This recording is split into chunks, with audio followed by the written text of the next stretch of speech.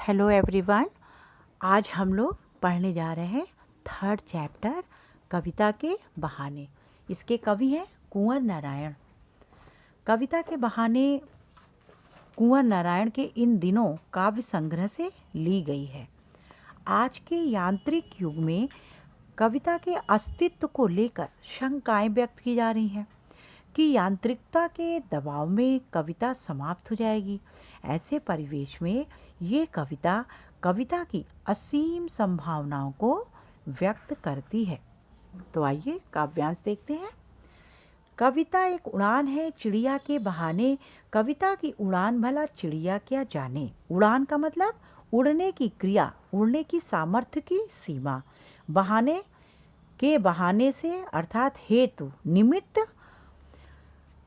और पंख लगा उड़ना का मतलब पक्षी की गति से युक्त होकर के उड़ान भरना। माने का मतलब अर्थ, माने अर्थ। तो प्रस्तुत काव्यांश जो है कुंवर नारायण की कविता के बहाने से लिया गया है। इस कविता में कवि ने कविता की अपार संभावनाओं पर प्रकाश डाला है। इस काव्यांश में चिड़िया की उड़ान और कविता की उड़ान में अंतर बताया गया है। चिड़िया की उड़ान सीमित है जबकि कविता की उड़ान असीमित है। अतः चिड़िया कविता के अर्थ को नहीं जान सकती। अब आइए हम व्याख्या देखते हैं कि कविता एक उड़ान है चिड़िया के बहाने। कविता की यात्रा असीम और अनंत है। चिड़िया की उड़ान को निमित्त बनाकर यह कविता की उड़ान है।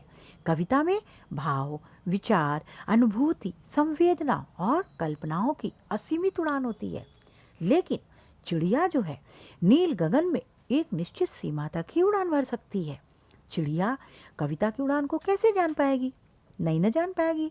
तो सीमा में उड़ान भरने वाली चिड़िया कविता की असीम उड़ान के संबंध में भला कैसे जान सकती है? नहीं जान पाएगी।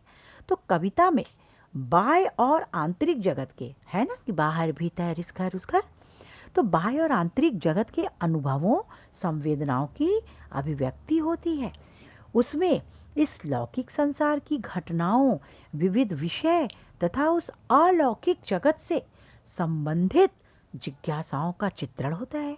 इस प्रकार चिड़िया कविता की असीम उड़ान के अर्थ को नहीं समझ सकती।